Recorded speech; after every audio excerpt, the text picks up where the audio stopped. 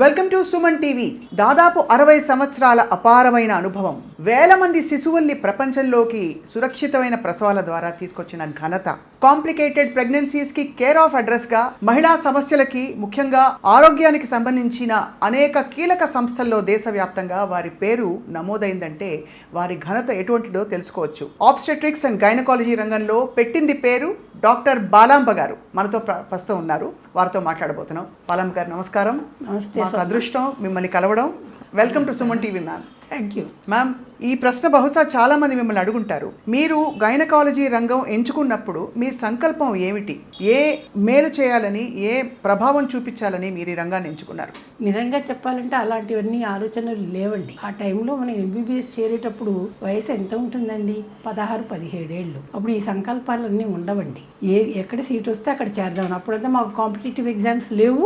మనకి 12th class అంటే నేను 12th క్లాస్ చదివాను, మల్టీపర్పస్ అంటారు ఆ కాలంలో. పియూసీ కూడా ఉండేది, కానీ నేను స్కూల్ నుంచి డైరెక్ట్ కాలేజీకి వెళ్ళాను. కాబట్టి మాకు ఇలా ఏదో దేశ సేవ చేయాలి అలాంటి సంకల్పాలన్నీ ఉండవండి. కానీ మన ఇంటి వాతావరణాన్ని బట్టి కూడా కొన్ని మనకి అభిరుచులనండి, లేకపోతే కనుక కొంత డిసిప్లిన్ వస్తుంది. ఎందుకంటే మనకి నిర్ణయించిన పనిని మనకి సంతృప్తికరంగా ఎదుటివారికి సంతృప్తికరంగా చేయాలి అని. సో అంతేగాని నేను ఎంబీబీఎస్ చేసేసాక ఏదో దేశ సేవ చేసి ఉద్ధరించేసుకుంటాను నేను అనలే, ఇంకోళ్ళని ఉద్ధరిస్తానని కూడా నేను అనలేదు నిజం చెప్పాలంటే. ఇంత ప్రయాణం మీరు ఇంత విజయవంతంగా కొనసాగడానికి మరి గైనకాలజీ రంగంలో మీరు ఎంచుకున్న కీలక అంశాలు ఏమిటి మహిళా సమస్యలకు సంబంధించి? మహిళా సమస్యల కంటేనండి, ఇప్పుడు నేను మొదలుపెట్టినప్పుడు నా ప్రాక్టీసు 60లో నేను 66లో పాస్ అయ్యానండి.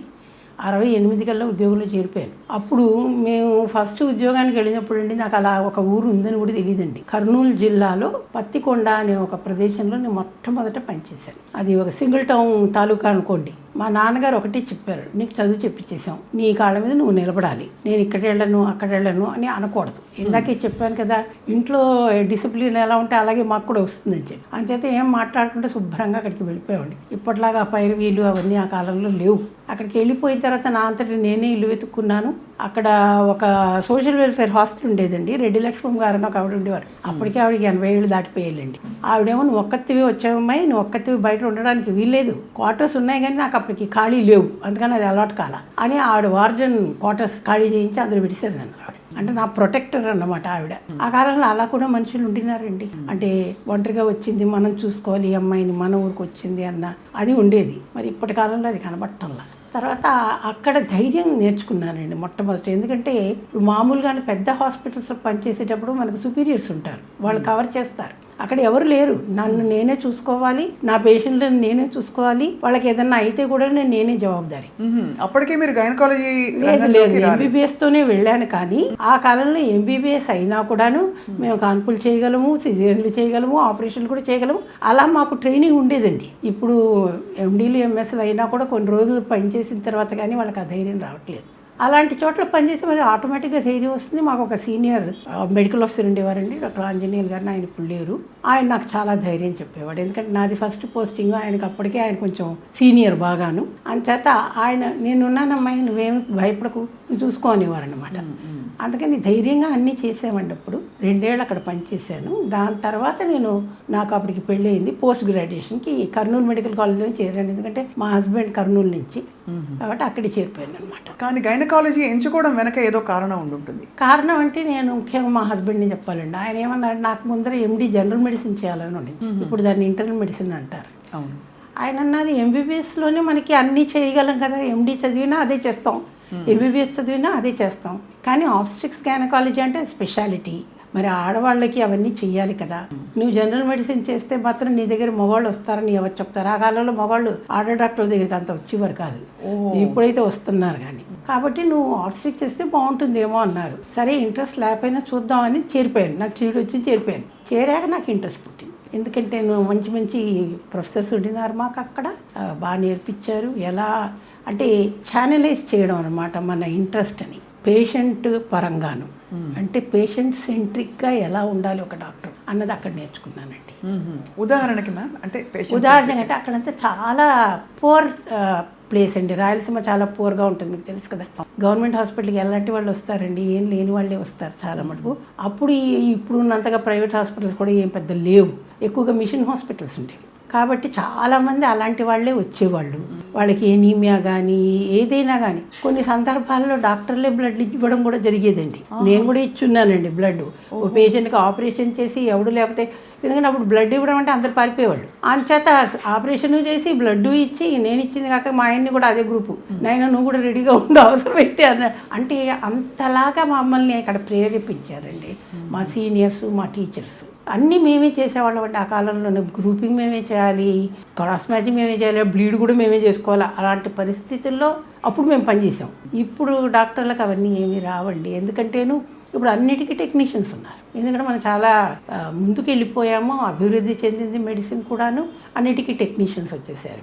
కాబట్టి ఇప్పుడు పరిస్థితులు అవన్నీ ఏం లేవండి. అప్పుడు ఇన్ఫ్రాస్ట్రక్చర్ కూడా చాలా తక్కువ ఉండేది. అనిస్థెటిస్టులు కూడా, అంటే మత్తు డాక్టర్లు కూడా చాలా తక్కువ మంది ఉండేవాళ్ళు. అంత పెద్ద హాస్పిటల్కి ట్రామా, సర్జరీ, ఆర్థోపీడిక్స్, గైనీ అన్నిటికీ కలిపి ఒకటే ఒక మత్తు డాక్టర్ గారండి. కాబట్టి లోకల్ అనిస్థీసియాలు చేయడం కూడా అక్కడే నేర్చుకున్నామండి మేము. కాబట్టి అంటే మనం క్లిష్ట పరిస్థితుల్లో పనిచేస్తే ఆటోమేటిక్గా మనం నేర్చుకోగలమండి. ఎలా మేనేజ్ చేయాలి, పేషెంట్కి ఏమీ కాకుండా ఎలా కాపాడాలి అన్నది అనమాట. అక్కడి నుంచి నా ప్రయాణం మొదలైందండి. తర్వాత అక్కడే కొన్ని రోజులు పనిచేశాను. అప్పుడు తర్వాత ఎండీ చేయాలి అని, నేను ఉస్మానియా మెడికల్ కాలేజ్ స్టూడెంట్ కాబట్టి అప్పటికి 6 పాయింట్ ఫార్ములా ఒకటి వచ్చేసిందండి. అక్కడ చదివితే అక్కడికి పోవాలా. ఆ లోకల్ రీజియన్లోనే మనకి సీట్లు వస్తాయన్నమాట. హైదరాబాద్లో వచ్చేసి ఎండీ చేసుకుని మళ్ళీ అప్పుడు మా హస్బెండ్ ఇంకా కర్నూలు మెడికల్ కాలేజ్లోనే పనిచేస్తున్నారు. అక్కడికి మళ్ళీ అసిస్టెంట్ ప్రొఫెసర్గా వెళ్ళిపోయానండి. ఎంత గొప్పగా ఉంది మ్యామ్. అంటే మీరు రక్తం ఇవ్వడం అంటే ఎంత పేషెంట్ని ఓనప్ చేసుకుంటే మీరు. నేనే కాదండి, ఆ కాలంలో చాలా మంది డాక్టర్లు చేసేవాళ్ళండి ఆ పని. అంచేత నేనేదో చాలా గొప్పగా చేశాను నేను చెప్పనండి. ఎందుకంటే ఇప్పటికీ కూడాను మీరు ఆశ్చర్యపోతారండి. మన గవర్నమెంట్ హాస్పిటల్తో కొన్నిసార్లు మెడికల్ స్టూడెంట్స్ బ్లడ్ ఇస్తారండి. పేషెంట్ వాళ్ళకి ఎవరు లేకపోతే చాలా బ్లడ్ కావాలంటే, ముఖ్యంగా కార్డియాలజీ అలాంటి చోట్లలో, లేకపోతే ట్రామా కేసెస్లోను. కానీ అవన్నీ మేము అడ్వర్టైజ్ చేయం కదండి. ఇప్పుడు గవర్నమెంట్లో ఎలాగంటే మనం ఏదన్నా రాయాలి అంటే మా director of medical education permission తీసుకోవాలి. ఈ న్యూసెన్స్ అంతా ఎందుకని ఇవన్నీ బయటికి రావండి. ఇప్పటికీ కూడా మెడికల్ స్టూడెంట్స్ బ్లడ్ ఇస్తారండి, కాపాడతారండి. కానీ నాకు ఎక్కడ కొంచెం కష్టంగా అనిపిస్తుందంటే గవర్నమెంట్ హాస్పిటల్ అందరూ తీసి పారేస్తారండి. ఎక్కడ కానప్పుడు ఎక్కడికి రెఫర్ చేస్తారండి? గవర్నమెంట్ హాస్పిటల్కే రెఫర్ చేస్తారు. అక్కడే వాళ్ళు బతుకుతారు. కానీ గవర్నమెంట్ డాక్టర్స్ చేసే పనిని ఎవరైనా అప్రిషియేట్ చేస్తున్నారా అండి? చేయరు. ఏమంటే చాలా మురికిగా ఉంటుంది, అక్కడ క్లీన్లీనెస్ ఉండదు. క్లీన్గా ఎవరు పెట్టాలి? పేషెంట్లు పెట్టాలి. పేషెంట్లతో వచ్చేవాళ్ళు ఎవరు? అటెండెన్స్ వాళ్ళు పెట్టాలి. మరి వాళ్ళకి దాని గురించి శానిటేషన్ గురించి ముఖ్యంగా తెలియాలి కదా. వచ్చేవాళ్ళు ఎవరు? చాలా బిలో పావర్టీ లైన్ వాళ్ళే వస్తారు అక్కడికి. ఒక కాలంలో మాకు పెద్ద వాళ్ళు కూడా గవర్నమెంట్ హాస్పిటల్లోనే వచ్చి ట్రీట్మెంట్ తీసుకునేవాళ్ళండి, ఆపరేషన్లు చేసుకునేవాళ్ళు. ఇప్పుడంటే 5 స్టార్ హాస్పిటల్స్ వస్తే అందరు అడ్డికి వెళ్ళిపోతారు. ఆ కాలంలో ఎవరైనా మా దగ్గరికే రావాలి కదా.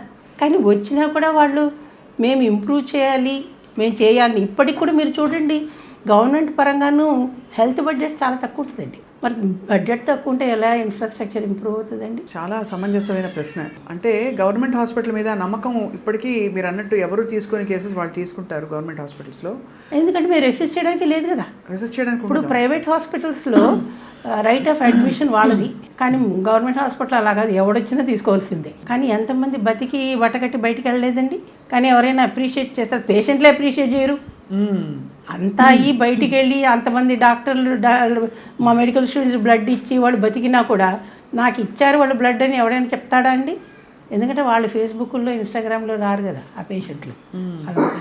చాలా గొప్పగా ఒక్క మాటలో చెప్పారు. మీ అనుభవం ఎంతటిదో అర్థమవుతుంది మ్యామ్. కానీ మీ విషయంలో మాత్రం మీరు ఎక్కడ ఉంటే మీ పేషెంట్లు అక్కడికి వస్తారు. మీ మీద వాళ్ళు కల్పించుకున్న నమ్మకం అది, మీ మీద ఉండే గురి అది. బహుశా ఇది చాలా అడగకూడని ప్రశ్నే. ఎన్ని వేల డెలివరీలు మీరు చేస్తుంటారు? అయ్యో తెలియదండి, లక్షలు కూడా ఉండొచ్చు. అంటే మనకి రోజుకి ఎన్ని అవుతాయి మ్యామ్ ఊరికి? అంటే గవర్నమెంట్ హాస్పిటల్లో అయితేనండి ఒక అసెంబ్లీలోనే అనుకోండి, నేను మెటర్నిటీ హాస్పిటల్లో పనిచేశాను.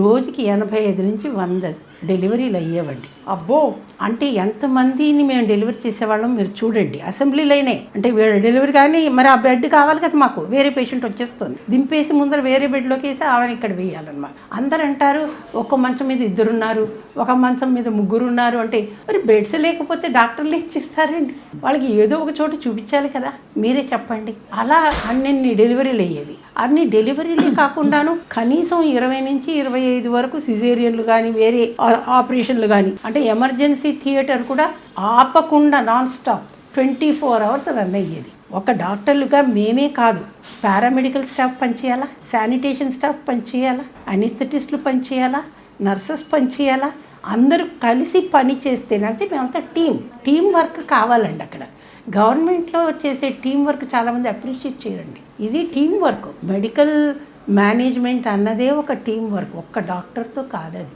డాక్టర్ వచ్చి ఇప్పుడు మా నర్స్ ఇక్కడే ఉన్నారనుకోండి, ఆవిడ కూడా మీరు చూశారు కదా, వాళ్ళు పేషెంట్లు లోపల పంపిస్తారు, చాలా కంట్రోల్ చేస్తారు. తర్వాత నర్సెస్ ఎక్కువ టైం గడుపుతారండి డాక్టర్ల కంటే కూడా పేషెంట్లతోటి, కాబట్టి వాళ్ళు కూడా బాగుండాలి. సో అల్టిమేట్లీ ట్రైనింగ్ అన్నది చాలా ఇంపార్టెంట్ అండి. ఈ ట్రైనింగ్ అన్నది ఇప్పుడు చాలా మటుకు తగ్గిపోయిందండి. అంటే మునుపున్న టీచర్స్ కానీ, మా ఒక్క స్పెషాలిటీ అని అనను, అన్ని స్పెషాలిటీస్లోనూ, అంటే మెడిసిన్ అని కూడా అనను, అన్ని విధాలుగాను. మేము స్కూల్లో చదివేటప్పుడు అండి మా టీచర్లంతా బాగా చదివే వాళ్ళ మీద దృష్టి పెట్టేవాళ్ళు కాదు, బాగా ఎవరు చదవరో వాళ్ళ మీద ఎక్కువ దృష్టి పెట్టేవాళ్ళు, వాళ్ళు అంటే బ్యాక్ బెంచర్స్ మీద అన్నమాట. ఇప్పుడు అలా కాదు కదండి, బాగా చదివే వాళ్ళ మీదే పెడుతున్నారు. ఎందుకంటే కాంపిటీషన్ ఎక్కువైపోయింది. ఇప్పుడు నా స్కూల్లో మా పిల్లలకి సీట్లు వస్తే నాకు గొప్ప, ఇంకొంతమంది ఎక్కువ చేరతారు ఇక్కడ. అంటే అంత కమర్షియలైజ్ అయిపోయిందండి. ఆ కాలంలో ఇంత కమర్షియలైజేషన్ లేదండి. మీరు హ్యాండిల్ చేసిన కేసెస్లో ఎన్నెన్నో ఛాలెంజెస్ వచ్చి ఉంటాయి మ్యామ్.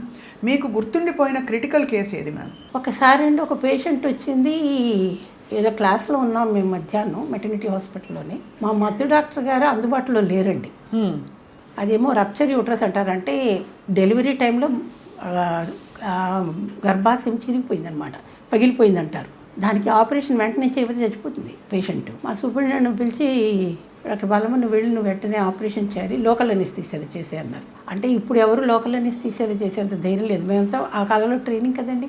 నేను లోకల్ అనెస్థీసియాలో ఆ పేషెంట్కి హిస్టెక్టమీ చేశానండి. అంటే అంత టర్షరీ కేర్ హాస్పిటల్లో కూడా మేము లోకల్ అనెస్థీసియాలో చేయాల్సి వచ్చిందండి. కానీ పేషెంట్ బాగుంటుంది, పేషెంట్ మాకు థ్యాంక్స్ చెప్పక్కర్లేదండి, కానీ మాకు జాబ్ సాటిస్ఫాక్షన్ ఉంటుంది. పేషెంట్ బాగుంది, ఇంటికి వెళ్ళిపోయింది, ఆ మిగతా పిల్లలకు ఒక తల్లి ఉంది, అది ముఖ్యం కదండి. అవును. ఈ కేసులో ఏమైంది మ్యామ్ ఎగ్జాక్ట్లీ? గర్భసంచి అంటే కొన్నిసార్లు కానప్పుడు అంటే గర్భాశయం చాలా కంట్రాక్షన్స్ అంటారు, నొప్పులు వస్తున్నాయి, కానీ బిడ్డ పెద్దదిగా ఉంది, బయటికి రాలేకపోతుంది. గర్భాశయం ఏమైపోతుంది, అప్పుడు పగిలిపోతుంది అనమాట. బేబీ కాస్త పొట్టలోకి వచ్చేస్తాం, రప్చర్ యూట్రస్ అంటారు. యూట్రస్ నుంచి పొట్టలోకి వచ్చేయడం కాంప్లికేషన్ కదా మ్యామ్? కాంప్లికేషన్. పెయిన్ పోద్ది, బ్లీడింగ్ ఎక్కువైపోద్ది కదా, అంచేత అది చాలా అర్జెంటుగా చేయాలి. అది ఎక్కడి నుంచో వచ్చింది, విలేజ్ నుంచి. ఇప్పుడు ఏమవుతుందంటేను వాళ్ళు విలేజ్లో ఉంటారండి, విలేజ్ నుంచి మళ్ళీ పిహెచ్సికి వెళ్తారు, పిహెచ్సి వాళ్ళలో ఇవన్నీ చేయలేరు, డిస్ట్రిక్ట్ హెడ్ క్వార్టర్స్కి వెళ్తారు. డిస్ట్రిక్ట్ హెడ్ క్వార్టర్స్లో అన్ని సదుపాయాలు ఉండకపోవచ్చు, ఇప్పుడంటే ఇప్పుడు చాలా సదుపాయాలు చేశారనుకోండి. అక్కడి నుంచి టెర్షరీ కేర్ అంటే మా దగ్గర పంపిస్తారు, ఇంకా ఇదే ఫైనల్ అన్నమాట. అక్కడ మేము చేయలేమని అనలేం కదండి, మాకు మత్తు డాక్టర్ అందుబాటులో లేరు, అందుకని నేను చేయలేని ఎలా చెప్తానండి, అంచేత మేము చేయాలంతే. అలా మీరు ఆ రిస్క్ తీసుకుని ఆ కమిట్మెంట్తో చేసి బతికించారు. ఇలా బతికించిన పేషెంట్లు కాంప్లికేటెడ్ కేసెస్ నుంచి బయటపడ్డ వాళ్ళు మీతో టచ్లో ఉంటారా మ్యామ్? ఎవరు ఉండరండి, అది మేము ఎక్స్పెక్ట్ కూడా చేయకూడదు. వాళ్ళ దృష్టిలో మా డ్యూటీ మేము చేసాం. కానీ అందరూ మీకుండే అపారమైన ప్రతిభానుభవానికి అందరూ కమర్షియల్ మార్గంలో వెళ్ళినప్పుడు మీరు మీ ప్రభుత్వ రంగానికి ఎక్కువ మందికి అందుబాటులో ఉండడం అనే ప్రాధాన్యతను ఎందుకు ఎంచుకున్నారు మ్యామ్? ఎందుకు ఎంచుకున్నాను అంటే కనుకనండి, ఒకటేమో అది స్థిరమైనటువంటిది. మొట్టమొదట ఆ కాలంలోనే అందరం గవర్నమెంట్లోనే చేరాలని అనుకునేవాళ్ళం అండి. ఇప్పట్లా కాదు కదండి, ప్రైవేట్కి వెళ్ళిపోవాలి అన్నది కాదు. ఎందుకంటే మా ఇంట్లో అందరూ కూడా గవర్నమెంట్ జాబ్సే చేశారు. మా నాన్నగారు గవర్నమెంట్లోనే ఉండినారు, మా తాతగారు గవర్నమెంట్లోనే, నేను కూడా గవర్నమెంట్లో చెప్పాను. అలా అయిపోయింది. కానీ అందులో ఉండేది మీకు అర్థం కావట్లేదు. అప్పుడు medical colleges, private medical colleges లేవు కదండి. టీచింగ్ నాకు ప్యాషను, కాబట్టి మెడికల్ కాలేజ్ అయితేనే మీరు టీచ్ చేస్తారు, బయట ఎక్కడ టీచ్ చేస్తారండి. అంచేత నేను రిటైర్ అయినాక కూడా 15 సంవత్సరాలు టీచ్ చేశానండి ఫ్రీగా. మా పోస్ట్ గ్రాడ్యుయేట్స్కి వచ్చేవాళ్ళు. ఇక్కడే మాకు ఒక ప్రొఫెషనల్ అసోసియేషన్ ఉంది, ఆబ్స్టిక్ and gynae society of Hyderabad అని, అక్కడ చేసేదాన్ని. సో పోస్ట్ గ్రాడ్యుయేట్స్ వచ్చి అక్కడ పాఠాలు వినేవాళ్ళు. వారానికి ఒకసారి పాట చెప్పేది. 15 సంవత్సరాలు చేశానండి. ఇంకా తర్వాత కోవిడ్ వచ్చాక ఆపేశాను. మ్యామ్, మనం డీల్ చేసేది గైనకాలజీ వ్యవస్థ లోపల గురించి మాట్లాడితే 100 సంవత్సరాలు అంటే సంపూర్ణ జీవితం కాలం ఏ విధమైన సమస్యలు రాకుండా ఇవి ఉండాలంటే దానికి ఏమన్నా ఒక విధానం ఉందా? ఆలోచన విధానం, జీవన శైలిలో చేసుకోవాల్సిన మార్పులు ఉన్నాయా మ్యామ్? మొట్టమొదటిదండి న్యూట్రిషన్ అండి. ఫుడ్ కంటే బెటర్ ట్రీట్మెంట్, బెటర్ మందులు లేవండి. మనం ఏం తింటున్నా, ఎలా తింటున్నా, ఎలా వండారు, ఇవన్నీ చాలా ఇంపార్టెంట్ అండి. ఆ కాలంలో అడల్ట్రేషన్ లేదు. తర్వాత అన్నీ కూడాను మామూలుగా ఆర్గానిక్ మెన్యూర్సే ఉండేవి. ఇప్పుడు వచ్చాయి అన్నీ మనకి కెమికల్స్. కాబట్టి ఆ కాలంలో మేము తిని బాగానే ఉన్నామండి. తర్వాత ఇప్పుడు ఆటలు అనేది ఒక పెద్ద పార్ట్ ఆఫ్ అవర్ ఎడ్యుకేషన్. ఎందుకంటే ప్రతిరోజు స్కూల్లో లాస్ట్ పీరియడ్ గేమ్సే ఉండేవి. అవును. ఇప్పుడు గేమ్స్కి అసలు ఎక్కడైనా గ్రౌండ్ ఉందా స్కూళ్ళలో? లేదు. స్కూళ్ళు అన్నీ వర్టికల్గా పెరుగుతున్నాయి కానీ హారిజాంటల్గా ఎక్కడ పెరగట్లేదు కదండి.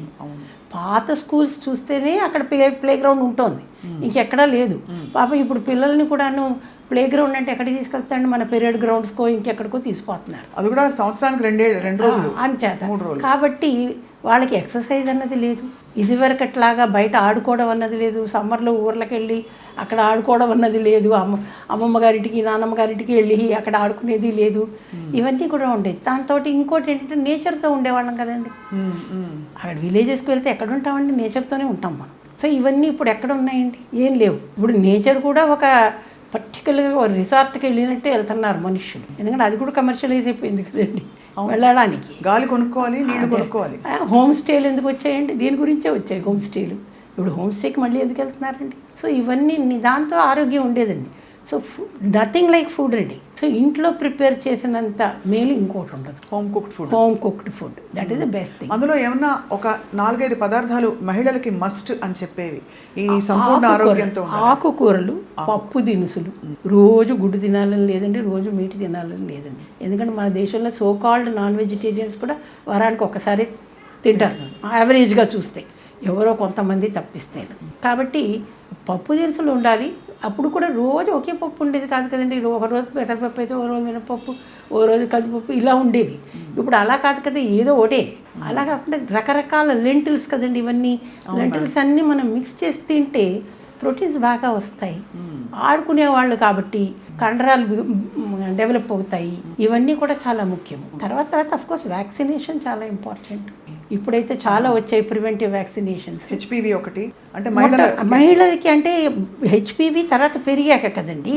ఇది ముందర నుంచే, పుట్టినప్పటి నుంచి కూడా ఇవ్వాలి కదా. పోలియో కానీ, డిపిటీ కానీ, అన్నీ కానీ. మగపిల్లలకి ఎందుకు ఇవ్వాలండి? ఆడపిల్లలు కూడా ఇవ్వాల్సిందే కదా. ఇప్పుడు అందరికీ ఇస్తున్నాం కదా. అలా వీళ్ళకి కూడా ఇస్తారు. 9 నుంచి 15 ఏళ్ల మధ్యలో మనకి 2 వ్యాక్సిన్ ఉన్నాయండి, క్యాన్సర్ ప్రివెంటివ్ వ్యాక్సిన్స్. మనం ఎక్కువ హెచ్పివి గురించి మాట్లాడుతున్నాం కానీ హెపటైటిస్ బి వ్యాక్సిన్ కూడా మాట్లాడాలండి. లివర్ క్యాన్సర్ రాకుండా దానికి మనకి వ్యాక్సిన్ ఉంది కదా, అది కూడా వేసుకోవాలి.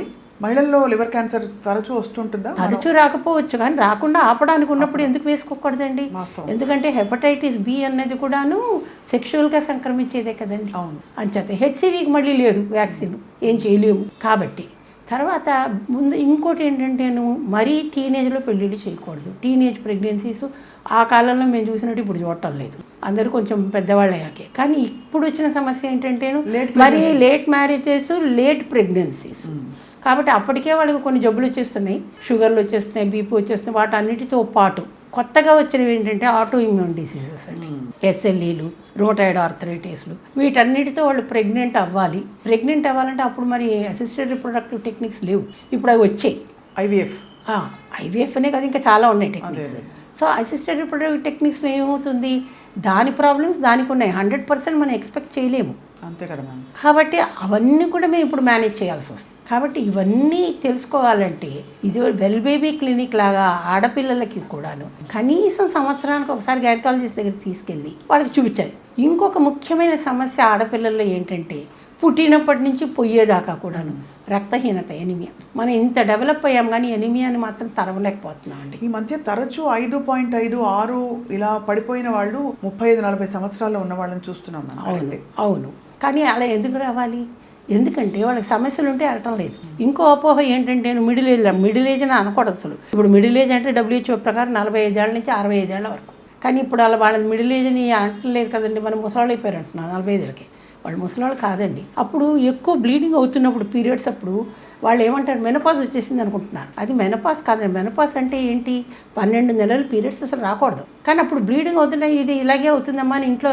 ఇంకో ముఖ్యమైనటువంటి సమస్య మాకేంటంటేను, పేషెంట్లు పక్కింటి వాళ్ళని నమ్ముతారు, వాళ్ళు చెప్పింది నమ్ముతారు, కానీ డాక్టర్ చెప్పింది నమ్మరు. డాక్టర్ చెప్పిన సలహా తీసుకోరు. మరి ఇది తర్వాత ఇప్పుడు మనకి కొత్తగా ఒక వాట్సాప్ యూనివర్సిటీ వచ్చింది. అందులో ఏది ఉంటే అది, అందరి చేతుల్లో ఫోన్లు ఉన్నాయి కదండి, అందరి చేతిలో స్మార్ట్ ఫోన్స్ ఉన్నాయి. అందులో ఏది వస్తే అదే నమ్ముతున్నారు, కానీ డాక్టర్ చెప్పింది ఎవరు నమ్మట్లేదు కదా. ఇంక ఇవన్నీ చాలదని చాట్ జీపీటీ ఏఐ అన్నీ వచ్చేసినాయి. వాళ్ళు కూడా అడిగేసుకుంటున్నారు. కానీ అందులో అల్గోరిథమ్స్ పెట్టేది ఎవరండి? మనిషి బ్రెయినే కదా. మనిషి బ్రెయినే.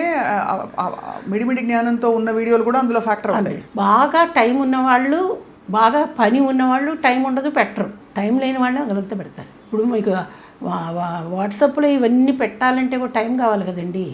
బిజీగా ఉన్న ప్రొఫెషనల్స్కి టైం ఎక్కడ ఉంటుందండి ఇవన్నీ పెట్టడానికి? కాబట్టి వాళ్ళు పెట్టరు. అంతే కదా మ్యామ్. కాబట్టి మీకు ఫ్యాక్స్ రావు. కాబట్టి రక్తహీనతకి మనకు ఆకుకూరలు, మీరు చెప్పినట్టు పప్పు దినుసులు, ఆకుకూరలు రెగ్యులర్గా ఉండాలండి భోజనాల్లో. చాలా పెద్ద సమస్య అది. అది ఎవరు భోజనం గురించి అసలు ఎవరు ఆలోచన చేయట్లేదు కదండి. ఇంట్లో ఎవరు తింటున్నారండి? ఇప్పుడు వీకెండ్ అయితే బయట తింటున్నారు. అక్కడ పెద్ద క్యూలు ఉన్నా అక్కడే పోయి తినాలా, వెయిటింగ్ అన్నా పర్వాలేదు. ఏం చేద్దాం మ్యామ్? మీ హెల్త్ కేర్ విషయంలో మీరు క్రమంగా పాటించిన ఒక సూత్రం, మీ బుట్ట చూశాను, చాలా ముచ్చటేసింది చూసి.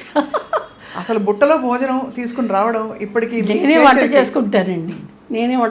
పొద్దునే వంట చేసుకుని నేను డబ్బా కట్టుకొని వస్తున్నాను. 1:30కి నేను టైమింగ్స్ అండి. 9 o'clock breakfast, 1:30 lunch, 8 o'clock dinner. మధ్యలో ఏం ఉండదు, ఎప్పుడో ఒకసారి టీ ఉంటుంది అంతే. పొద్దున్న లేవని కాఫీ ఉంటుంది రండి. భోజనంలో మీరు చెప్పినట్టే బ్యాలెన్స్డ్ మీల్ తీసుకుంటారు? అన్నీ ఉంటాయి, అన్నీ తింటారు.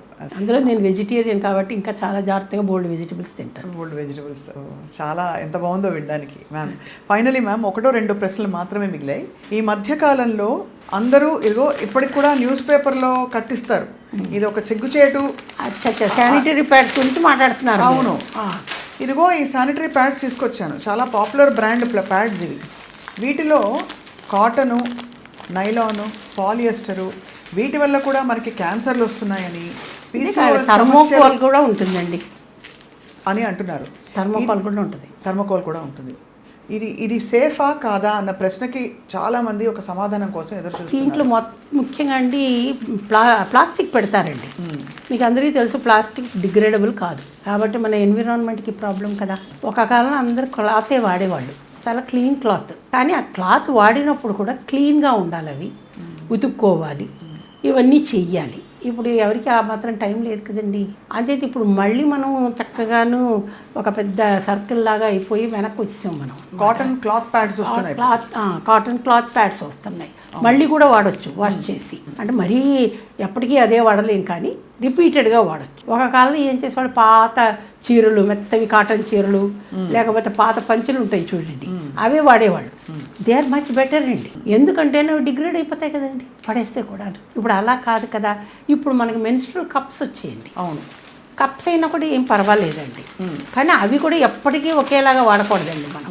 కానీ ప్రాబ్లం ఎక్కడ వస్తుందంటే, మ్యారీడ్ వాళ్ళకి కప్స్ ఈజీ పెట్టుకోవడం, అన్మ్యారీడ్ వాళ్ళకి కొంచెం కష్టం. అది హైమోన్ బ్రేక్ అవుతుందా మ్యామ్? అవును, అవుతుందండి, అవుతుంది. కొన్నిసార్లు బ్లీడింగ్ కూడా అవ్వచ్చు. అది ఫిట్ అవ్వాలి, వాళ్ళకి సరిపడా సైజు వాడాలి వాళ్ళు. చిన్నదా, మధ్య తరదా, లేక పెద్దదా అన్నది ఇవి కూడా చూసుకోవాలి. అవి కూడా సేఫే. టాంపన్స్ మ్యామ్? ట్యాంపన్స్ సేఫ్ కాదండి. ఎందుకంటేను ట్యాంపన్స్కి కొన్నిసార్లు తాడు ఉంటుందండి, లోపల పెడతారు, అది సోక్ అయిపోతుంది. సోక్ అయినప్పుడు లాగేసేదానికి ఆ తాడు ఉంటుంది. కొన్నిసార్లు మర్చిపోయారు అనుకోండి తీయడం ట్యాంపును, అది ఇన్ఫెక్ట్ అయిపోద్ది. బ్లడ్ చాలా మంచి మీడియం కదండి బ్యాక్టీరియాకి. అవునవును, బయటికి తెరుచుకునే టాక్సిక్ షాక్ సిండ్రోమ్ అంటారు దాన్ని. టాక్సిక్ షాక్ సిండ్రోమ్స్ దీంతో చాలా వచ్చాయండి. అందుకని ట్యాంపన్స్ మేము పెద్ద ఎంకరేజ్ చేయమండి. సో వీటిలో కూడా శానిటరీ ప్యాడ్స్లో 100% కాటన్ ప్యాడ్స్ వాడడం ఉత్తమం. భారతదేశం అంతా ఇప్పుడు అన్హెల్దీగా మారిపోయి ఇది వరకు లేనివన్నీ కొత్త పుట్టుకొచ్చేసాయి. మీరు కొంత ఆల్రెడీ చెప్పారు, ఆటలు లేవు, ఆహారం మారిపోయింది, ఇంట్లో వంటలు చేసుకోవట్లేదని చెప్పి. ఒక 3 సూత్రాలు మళ్ళీ మనం పాత పద్ధతులకు వెళ్ళి ఉన్న వాళ్ళలో ఉన్న దాంట్లో కొంచెం ఆరోగ్యం తీసుకురావాలంటే ఏం చేయొచ్చు మ్యామ్? అన్హెల్దీ ఇండియా నుంచి మనం హెల్దీ ఇండియాకి మారాలి. ముందర న్యూట్రిషన్ అండి. కాబట్టి ఇంట్లో తల్లిదండ్రులు ముందర పిల్లలు ఏం తింటున్నాం, మేమేం తింటున్నాం కూడా అవి కూడా పాటించాలండి. సాధ్యమైనంత వరకు ఇంట్లోనే వంట చేయాలండి. టైం మేనేజ్మెంట్ ఇప్పుడు అందరూ కూడా భార్యాభర్తలు ఇద్దరు పని చేసుకుంటున్నారండి. చేసుకుంటున్నప్పుడు టైం మేనేజ్మెంట్ చాలా ఇంపార్టెంట్. నేను వెళ్ళిపోవాలి ఉద్యోగానికి, నేను వెళ్ళిపోవాలి, అందుకని టైం లేదు, బయట నుంచి ఏదో తెచ్చి ఇచ్చేద్దాము. అంచేత ఏమవుతుంది, అవన్నీ బయట నుంచి తెచ్చేటప్పుడు అవి ఎప్పటివో తెలీదు, ఎక్స్పైరీ డేట్ చూసుకోవాలి, ఏం నూనె వాడారో తెలీదు, అందులో ఏం కెమికల్స్ ఉన్నాయో తెలియదు. కాబట్టి టైం మేనేజ్మెంట్ చేయాలి. తొందరగా లేవాలి, తొందరగా పడుకోవాలి. ఆ తొందరగా పడుకోవాలి ఏం చేయాలి, గ్యాడ్జెట్స్ని పెట్టేయాలి పక్కన. పెట్టేసి మనం ఒక ప్రణాళికలాగా వేసుకోవాలి. టైంలో ఈ టైంలో ఇదే చేయాలి, ఈ టైంలో ఇదే చేయాలి. సరే నువ్వు గ్యాడ్జెట్ వాడతావా, దానికి కూడా ఒక టైం పెట్టుకో, పర్వాలేదు. ఇప్పుడు ఈ ఐఫోన్స్, ఈ ఫోన్స్ అన్నీ ఎందుకు వచ్చేయండి, స్మార్ట్ ఫోన్స్ ఎమర్జెన్సీ కొరకు వచ్చేయండి. మన టైం వేస్ట్ చేయమని రాలేదు కదండి అవి. కానీ ఏం చేస్తున్నాం, మనం టైం వేస్ట్ చేస్తున్నాం దాన్ని. మీరు బయటికి ఎక్కడికైనా వెళ్ళండి, అందరూ ఇంతే, ఒక ఫోన్ పట్టుకొని రోడ్డు మీద నడవడం కూడా అంతే. వెనక ఎవడొచ్చి కొట్టినా తెలీదు, హాంక్ చేసిన వెహికల్స్ వినపడవు, ఏమీ ఉండవు. లేకపోతే ఇయర్ ఫోన్స్ మంచివి కావని తెలిసినా అవి పెట్టి తిరుగుతున్నారు. బ్లూటూత్ ఒకటి, ఇవన్నీ పెట్టుకుని తిరుగుతున్నారు. తర్వాత ఎక్సర్సైజ్ చాలా ముఖ్యం. తర్వాత ఫ్యామిలీ టైం అన్నది చాలా ముఖ్యము. సైకలాజికల్ హెల్త్ కొరకు కనీసం ఒక్క భోజనమైనా అందరం కలిసి తినాలి కదండి. రాత్రి పగలు ఎలాగో అందరూ ఉద్యోగాలు వెళ్ళిపోతారు, స్కూళ్ళకి వెళ్ళిపోతారు. రాత్రి భోజనం అంతా కలిసి తినండి. నీ స్కూల్లో ఏమైందని పిల్లల్ని అడగండి. అంత డిసోసియేటెడ్గా ఎందుకు ఉండాలండి మనం. కాబట్టి ఇవన్నీ చాలా ముఖ్యం. హస్బెండ్స్ కూడా వైఫ్కి సహాయం చేయాలి. ఒక కాలంలో జాయింట్ ఫ్యామిలీస్ కాబట్టి పిల్లలు చూసుకోవడం అంత కష్టమయ్యేది కాదు. ఇప్పుడు అలా కాదు కదండి. కాబట్టి మీరు ఎలా మేనేజ్ చేశారు మ్యామ్? మా హస్బెండ్ చాలా హెల్ప్ చేసేవారండి నాకు. వాళ్ళని తయారు చేసేవాళ్ళు. అప్పుడు గ్రాండ్ పేరెంట్స్ ఉండేవాళ్ళు కదండి. మీ డెలివరీలు కూడా మీరు హాయిగా మీరు మానిటర్ చేసుకుని ఏముందండి, శుభ్రంగా మా హాస్పిటల్ కర్నూలులో నేనే వెళ్ళిపోయి నేను పడుకునేదాన్ని, మా ఆయన ఇంట్లో ఉండేవాడు. డెలివరీ అయిపోయేది, మర్నాడు వచ్చేసి ఇంటికి వచ్చేసేవాళ్ళం మేము. ఇప్పుడు అలా కాదు కదండి, అవన్నీ నార్మల్ డెలివరీ. ప్రెగ్నెన్సీ ఒక డిసీజ్ అయిపోయి అదే వచ్చిన కష్టం అండి. అందరూ ప్రెగ్నెన్సీని డిసీజ్గా చేసేస్తున్నారు. ఆ పార్ట్ ఆఫ్ లైఫ్ అని ఎవరు అనుకోవట్లా. ఎందుకంటే మీరు రెస్ట్ తీసుకోవాలా, ఉద్యోగం మానేయాలా. ఇంకా ముఖ్యంగా మీరు చూస్తే కనుక సాఫ్ట్వేర్ వాళ్ళైతే వర్క్ ఫ్రమ్ హోమ్ అని ఒకటి రాసిస్తారా, నేను చస్తే రాయనండి, లెటర్ రాయను. ఎందుకంటే జబ్బు కాదు. మేము లాస్ట్ మినిట్ వరకు డెలివరీలు చేసాము, డ్యూటీలు నైట్ డ్యూటీ. అప్పుడు ఆ కాలంలో నైట్ డ్యూటీ అంటే ఇవాళ పొద్దున్న 8 వెళ్తే మర్నాడు సాయంకాలం 5 దాకా ఇంటికి వచ్చేవాళ్ళం కాదు. మరి ఇప్పుడు ఎవరు చేస్తారండి అలా? డ్యూటీలు లేవు కదా, 24 గంటలే. ఇప్పుడు ఈ 8 కూడా ఈ 9కి వెళ్తే మర్నాడు 9కి యూర్ ఆఫ్. అప్పుడు అలా కాదు కదండి. మరి అవన్నీ మేము మేనేజ్ చేసాం కదా. ఇప్పుడు ఎందుకు చేయలేకపోతున్నారు అంటే మనకి ఇంక్లినేషన్ లేదు, ముందర డైరెక్షన్ కూడా లేదు మ్యామ్. ఇప్పుడు మీలాంటి మెంటర్స్ ఇప్పుడు మీరు చెప్పితే కూడా వీళ్ళు పిచ్చోళ్ళు, they don't know work life balance అంటారండి. అంచేత అలా కూడా మేము ఏం చెప్పలేము వాళ్ళకి. అఫ్ కోర్స్ మ్యామ్, ఫైనల్లీ చాలా క్రూషియల్, బహుశా controversial question. Postponement of pregnancy, eggs freeze చేసుకోవడం సరైన పద్ధతిని మీరు ఒక చాలా ఇంత అనుభవం ఉన్న ఒక అవసరమైనప్పుడు చేసుకోవాలి. ముఖ్యంగా ఈ ఎగ్ ప్రిజర్వేషన్, ఫర్టిలిటీ ప్రిజర్వేషన్ అంటారండి. ఆడవాళ్ళకే కాదు, మగవాళ్ళకి కూడానండి. స్పర్మ్ బ్యాంక్స్ ఉన్నాయి. ఎందుకంటే వాళ్ళకి క్యాన్సర్ వచ్చింది అనుకోండి, చిన్నప్పుడు వచ్చే క్యాన్సర్లు చాలా ఉన్నాయండి. కీమోథెరపీ ఇచ్చినప్పుడు ఇవి డ్యామేజ్ కావచ్చు. కాబట్టి ఎగ్ ప్రిజర్వేషన్ అనేది వాళ్ళకి, స్పర్మ్ ప్రిజర్వేషన్ అనేది వాళ్ళకి వచ్చింది దానికండి. కానీ ఇప్పుడు ఏం చేస్తున్నారు అందరంటే, కెరీర్ పరంగాను మేము ఇప్పుడే పెళ్లి చేసుకోవట్లేదు, నెంబర్ 1. చేసుకున్నాం మేము ఇప్పుడే కనదలుచుకోలేదు కాబట్టి మేము ఎగ్ ప్రిజర్వ్ చేసుకుంటాము అంటే అది అంత నా ప్రకారం అండి, నా పర్సనల్ ఐడియా అండి ఇది. అది అంత మంచి పని కాదేమో. ఎందుకంటే 35 ఏళ్ల లోపల పిల్లల్ని కనేయడం మంచిదండి. ఎందుకంటారా, జనరేషన్ గ్యాప్ రాదు ముఖ్యంగా. అది చాలా ఇంపార్టెంట్ అండి పిల్లలతోటి. ఎందుకంటే వాళ్ళ లెవెల్లో మనం మాట్లాడాలి కదండి. ఇప్పుడు ఏమవుతుంది, మీరు 45 ఏళ్ళకి బిడ్డలని కంటే పిల్లలు పెద్దవాళ్ళు అయ్యేసరికి 15 ఏళ్ళు వచ్చేసరికి మీకు 60 ఏళ్ళు వచ్చేసింది కదండి. జీరియాట్రిక్ గ్రూప్లోకి వెళ్ళిపోతున్నారు. వాళ్ళేమో ఇంకా చైల్డ్హుడ్లోనే ఉన్నారు. కమ్యూనికేషన్ ఎలా ఉంటుందండి, అంతే కదా, అర్థం కావాలి కదా మనకు కూడా. వాళ్ళ బాధలు మనం అర్థం చేసుకోవాలి కదా. సో కమ్యూనికేషన్ గ్యాప్ వచ్చేస్తుంది. కాబట్టి 35 ఏళ్ల లోపల కనడం చాలా ముఖ్యమండి. అప్పుడు మేనేజ్ చేయగలిగాం, ఇప్పుడు ఎందుకు మేనేజ్ చేయలేరు అంటే, ఒక తరం తర్వాత మేము కూడా గ్రాండ్ పేరెంట్స్ మీద ఎప్పుడు డిపెండ్ కాలేదండి, మేము చూసుకున్నాం. దానికి హస్బెండ్ వైఫ్ ఇద్దరు కోఆపరేట్ చేయాలి. చేస్తే తప్పకుండా మేనేజ్ చేయగలమండి. చెప్పాను కదా, టైం మేనేజ్మెంట్. ఇంక్లినేషన్ ఉంటే where there is a will there is a way. మీరు ఒక legend in health care ma'am, ఇది మనస్ఫూర్తిగా మేము చెప్తున్నాం. మీ మాటలు చాలామందికి చాలా హేతుబద్ధంగా సహేతుకంగా చేరతాయి. తప్పకుండా అందరూ వారి వారి జీవితాల్లో మార్పులు చేసుకుంటారు. ఎప్పటికప్పుడు మీరు అనుమతిస్తే మిమ్మల్ని పలకరించి మీ నుంచి కొన్ని విషయాలు తెలుసుకుంటూ ఉంటాం డాక్టర్ బాలమ్మ గారు. తప్పకుండా. మీకు సుమన్ టీవీ తరఫున నమస్కారాలు, కృతజ్ఞతలు. నమస్తే.